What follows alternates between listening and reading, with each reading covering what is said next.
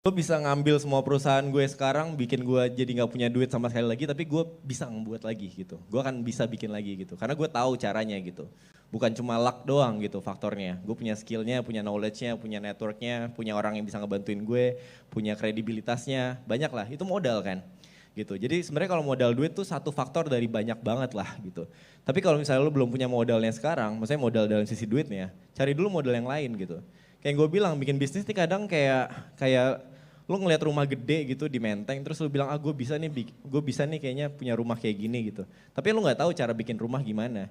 Gak bisa kan, lu harus masuk dulu, lu harus tahu dulu cara bangunnya gimana, karena di dalam rumah itu banyak ribet kompleks gitu.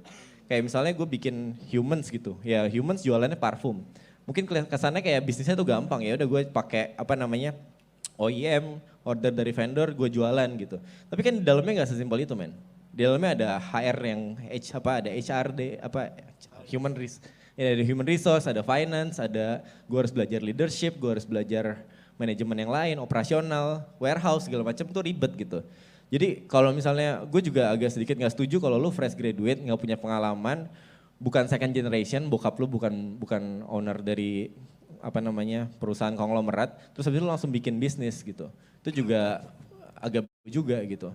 Lu kerja dulu gitu, ngerti dulu rumahnya tuh gimana dibangunnya dari dalam gitu. Nah makanya tapi kerjanya juga jangan kerja yang cuma, makanya jangan perhitungan gini, lu kalau fresh graduate lu baru kerja, jangan perhitungan gitu. Jangan perhitungan maksudnya dalam artian lu di situ tuh pengennya belajar gitu, bukan pengen cuma kayak oh yang penting gue digaji, gue kerjain job desk sesuai job desk gue, tapi gue nggak pengen lihat yang lain gitu. Ya itu sama aja lu masuk ke rumahnya, tapi lu cuma ngepel doang. Ya lu nggak akan ngerti cara gimana rumah itu bekerja gitu, bisnis itu bekerja. Jadi harus rese di dalamnya. Karena ini pelajaran terbesar lu, modal terbesar lu akan dari sini gitu. Jadi ya tadi yang gue bilang, setelah itu ketika duit tuh nggak akan sesulit itu gitu. Ketika gue bilang ke Ferry malam-malam, mungkin gue telepon jam 2 pagi, Fer gue ada bisnis, lo modalin gue 2 miliar ya. Gue yakin ditransfer pasti, nggak tahu kapan, tapi ya transfer lah gitu. Cuman karena dia percaya sama gue gitu, dia ngeliat kredibilitasnya gitu.